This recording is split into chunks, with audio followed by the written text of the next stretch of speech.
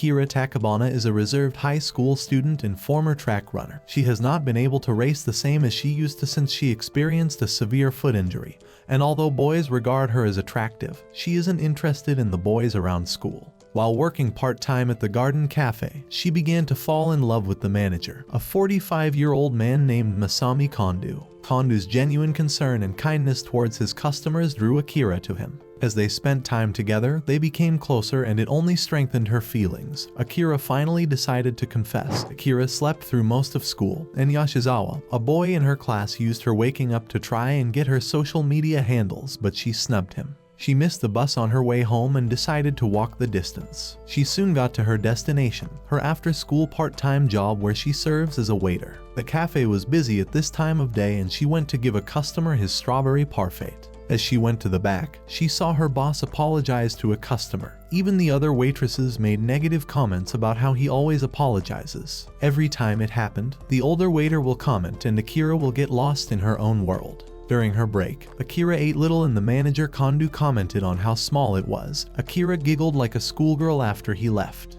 In the break room, she saw the manager's son and was surprised that she broke a plate. As she ate her food, the Kondo's son disturbed the restaurant with bad recorder playing and his father came to shout at him. When he was done with the customer, Kondo noticed that it was pretty quiet. He soon found his son with Akira and she was helping him practice. He thanked her for looking after his son, but she just agreed and left. When Akira found out that Kondo was divorced, she broke a plate.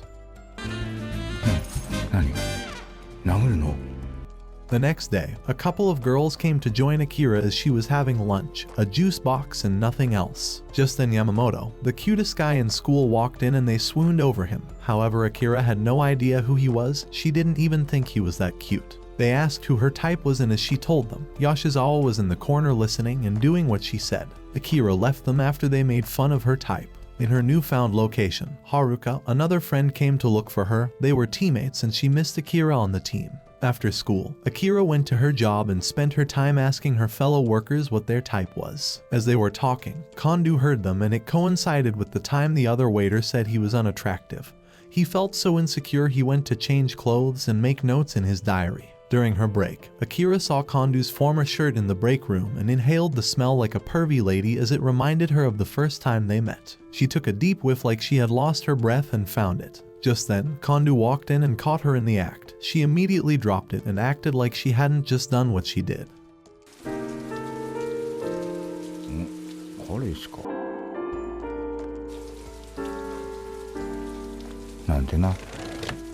The next day, students got off their stop on the train except Akira. She took the bus to work and was soon cleaning up after some customers left. Moments later, the manager called a quick meeting to introduce the newest member of the workforce, and it turned out to be Yoshizawa from school.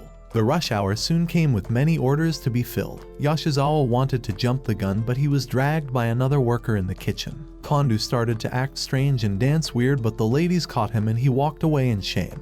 The waitresses decided to pass the time by telling each other what they liked. After exhausting her options, the only thing that came to Akira's mind was Kondo, and she quickly left before saying anything weird. Just then, the customer that left forgot his phone.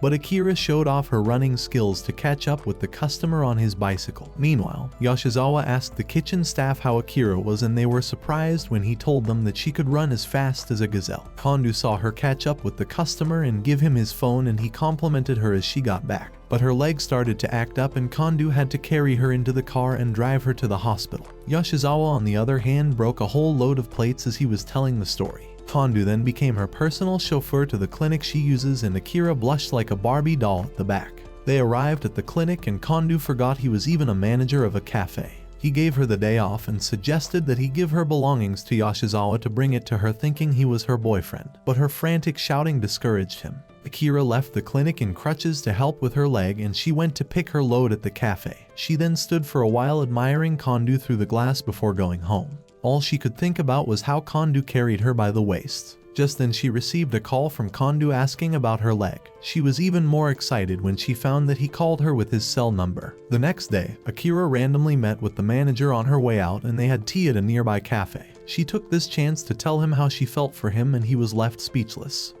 私、店長のことが好きです。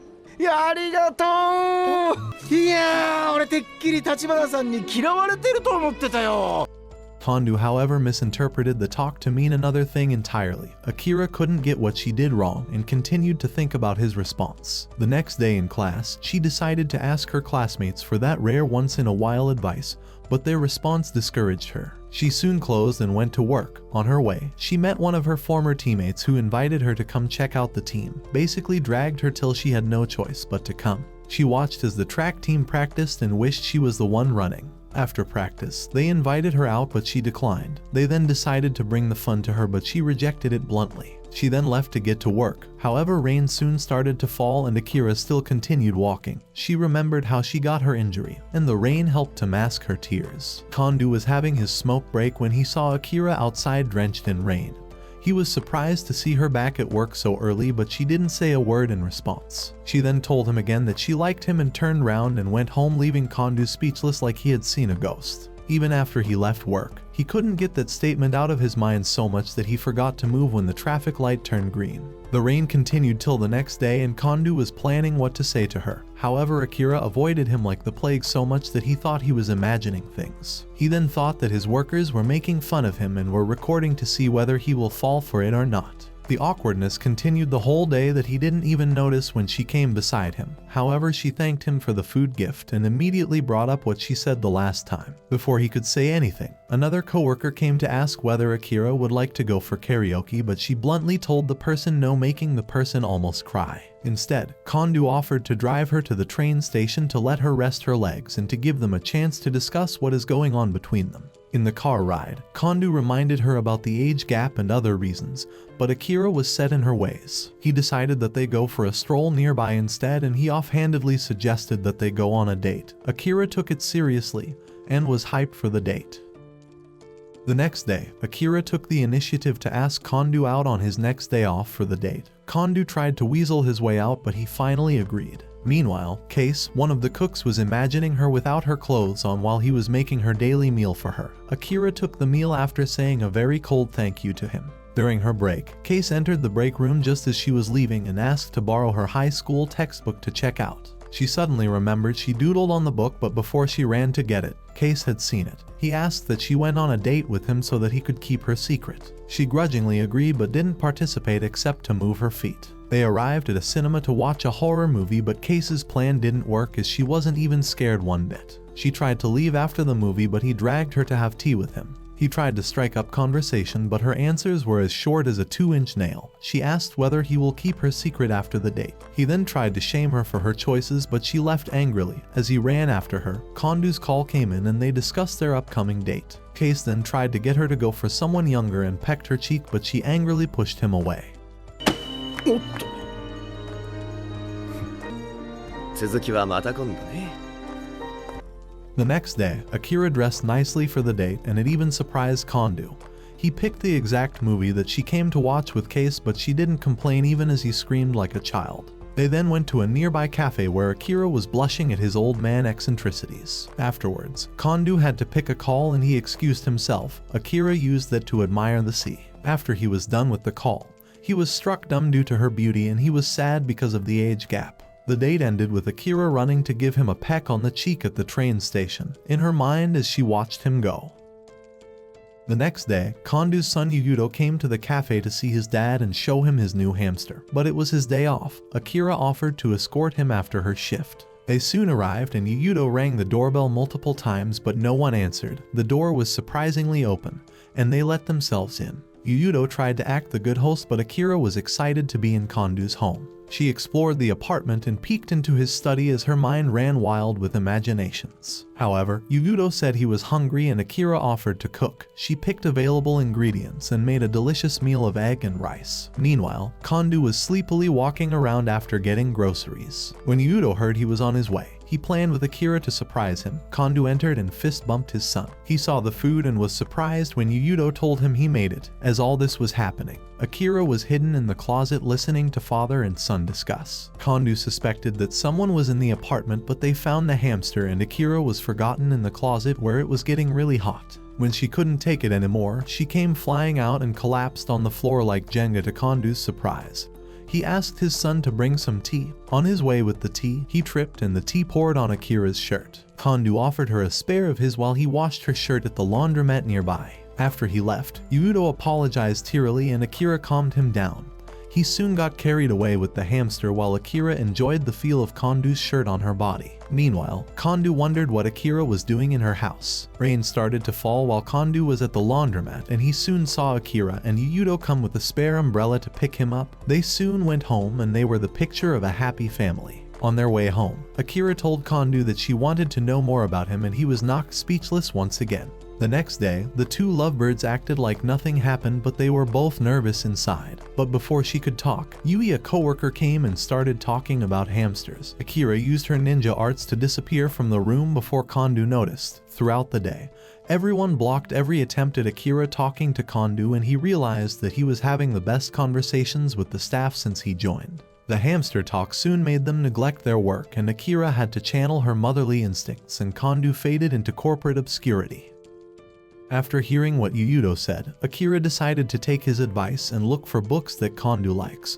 One of her former teammates, Haruka, saw her at the library and hesitated to say hi. She then remembered her last actual conversation with Akira, that she will be transferring to a nearby school due to the daily commute. The next day, Akira spied on the track team practicing and she hid. She was early for the bus today and still decided to walk the distance in the hot sun rather than wait. She even opted not to buy a cold drink on her way, but she bought one when she finally got to the train station. She arrived at the cafe and work went by pretty smooth till nightfall. The next day, she was waiting at the train station when she overheard some children talking about a lucky charm that lets you be closer to who you love, but the children saw her listening and stopped to stare. Akira went to the stand to buy the charm. Haruka was passing by and saw her buying it. She hid and didn't know how to approach Akira. After a while, she came to meet her and asked why she was buying so much charms. Akira gave her since she didn't see the one she wanted to buy. They both attended the same prep school and they parted ways there.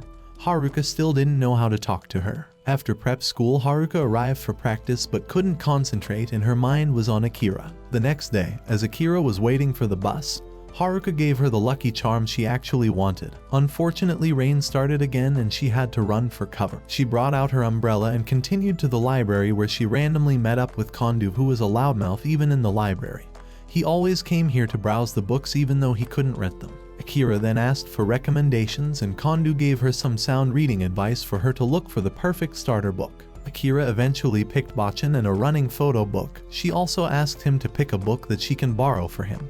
He saw a really special one and Akira borrowed it in her name, but Kondo's mood had changed and he was very quiet. They got to a junction and he thanked her for the book and walked away with a sad expression on his face.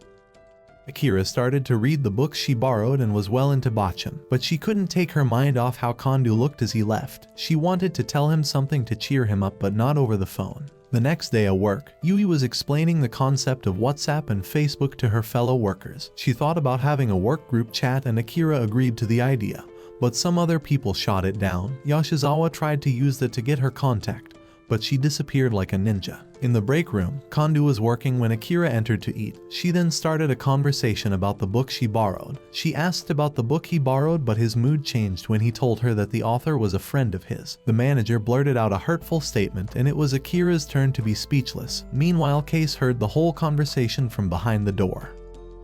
店長だって。店長だって。君が俺の何を知ってるの?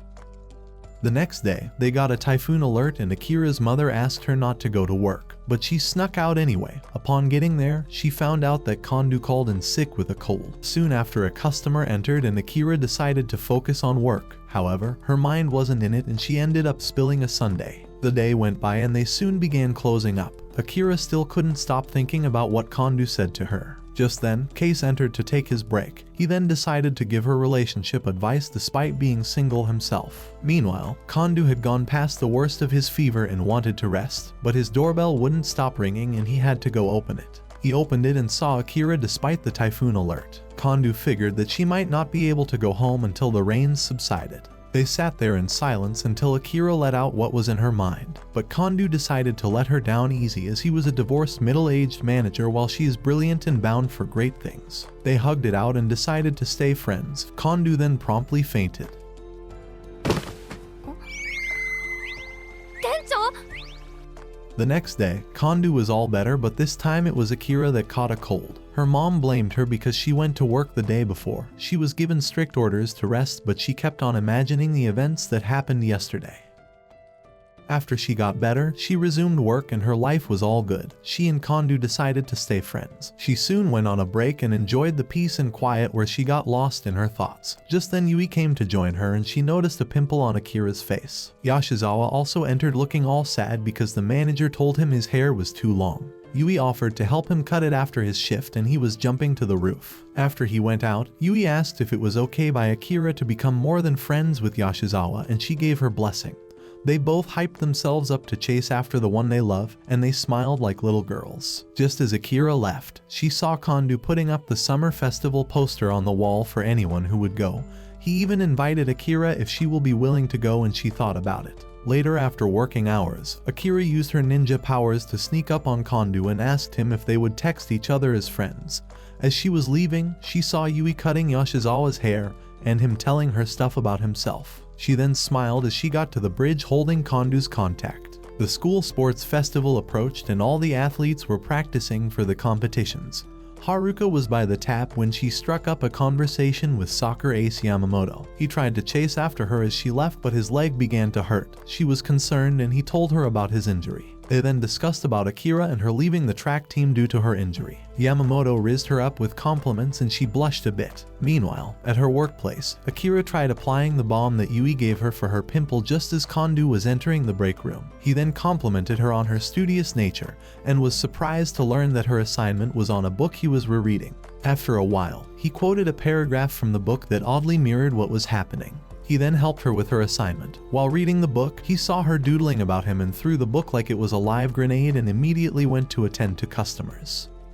The summer festival arrived and Akira went with Haruka and her family. Many stalls were open selling sweet confectionaries for children and young adults. They were all dressed in traditional Japanese attire. Just then, the kids both wanted to pee and Haruka had to pay her friend to take them. They strolled around checking out different games and winning prizes. Haruka thanked Akira for inviting her out. Haruka tried to get her to come for practice, but Akira saw Kondu and his son and immediately left her to say hi. She apologized, but Haruka already noticed the chemistry. Akira didn't want to talk about it and Haruka complained that she doesn't talk to her anymore. By the time the kids came back, Haruka was already raising her voice. Akira finally gave her an answer that caused her to cry and run off. Just then they announced that the shrine would be carried soon and the family had to leave Akira all by herself. Meanwhile, Kondu had dropped his kid off and went to enjoy his own summer fun, but his favorite book stall was closed.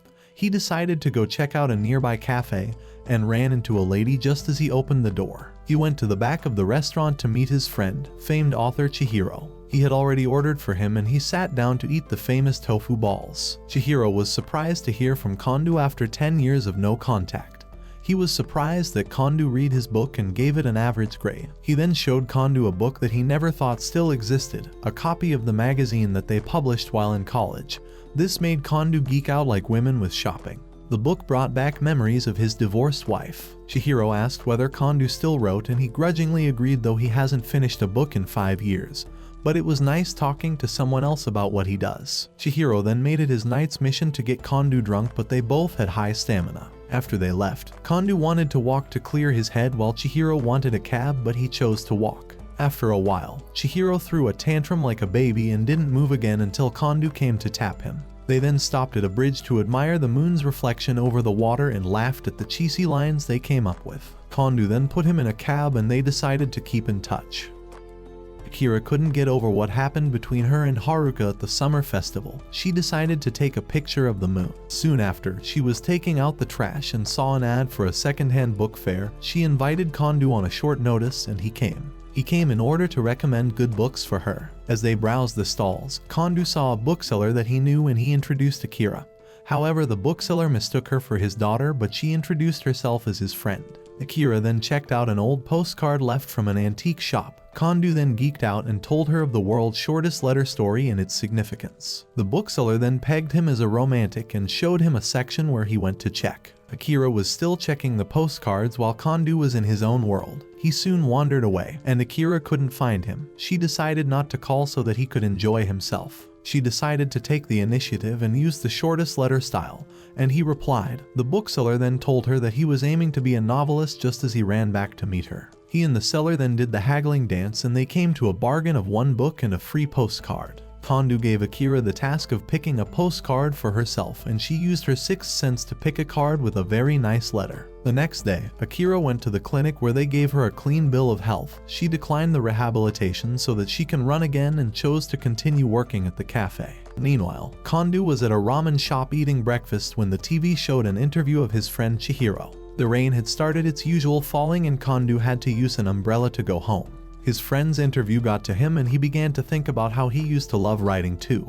He then searched his home for his old manuscripts. He found an old picture of his wife and child alongside his former wedding ring. The next day, Kondo put all that behind him and focused on work. During break, Akira showed him a book she bought at the book fair that had an old bookmark used by the former owner. Akira then offered to read one of his writings whenever he was ready.